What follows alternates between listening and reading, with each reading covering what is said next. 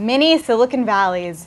Growth in the technology sector is creating jobs across the United States, and North Carolina is one of the regions making headways. Home to 400 startups, the state which is the headquarters of Bank of America and formerly Wachovia is moving beyond banking and cultivating entrepreneurs.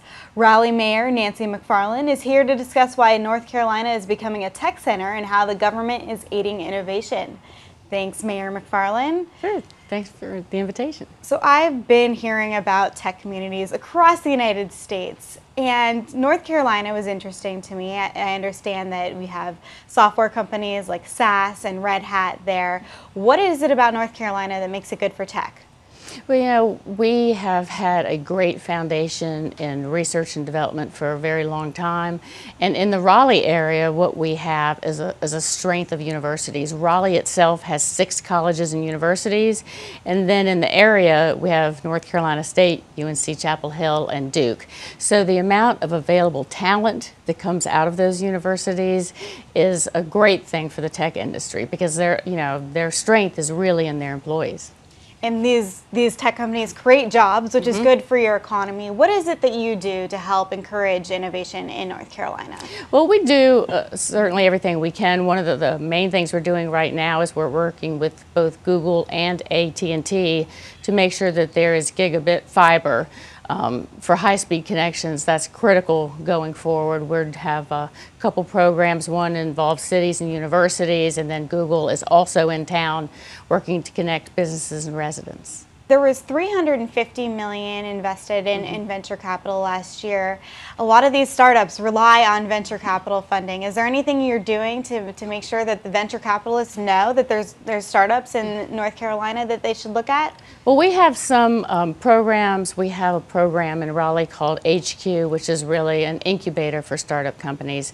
And we're able to connect venture capitalists with many of those startup companies there. We have a great program with NC State. We have a few programs with NC State and with Citrix. We have the Citrix Red Hat Incubator Accelerator Program, and they work together to take startup companies through a many-month intensive program.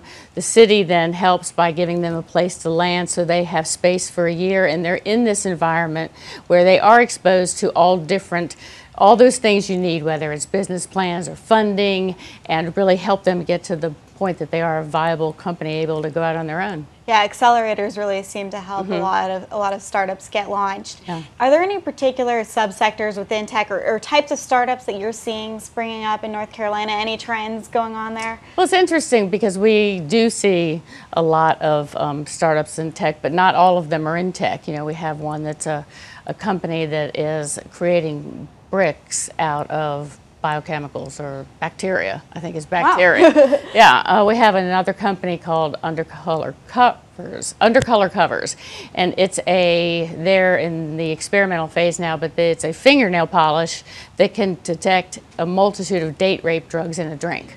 So you put your finger, and it changes color. So it's a really wide variety. You know, right next to Raleigh, we have Research Triangle Park. So we have IBM, pharmaceuticals. We have a lot of biopharm, a lot of healthcare. So there's a lot of crossover between technology and those corporations too. And biotech. Biotech There's a huge is biotech big, boom right now, so that makes sense that there's activity there.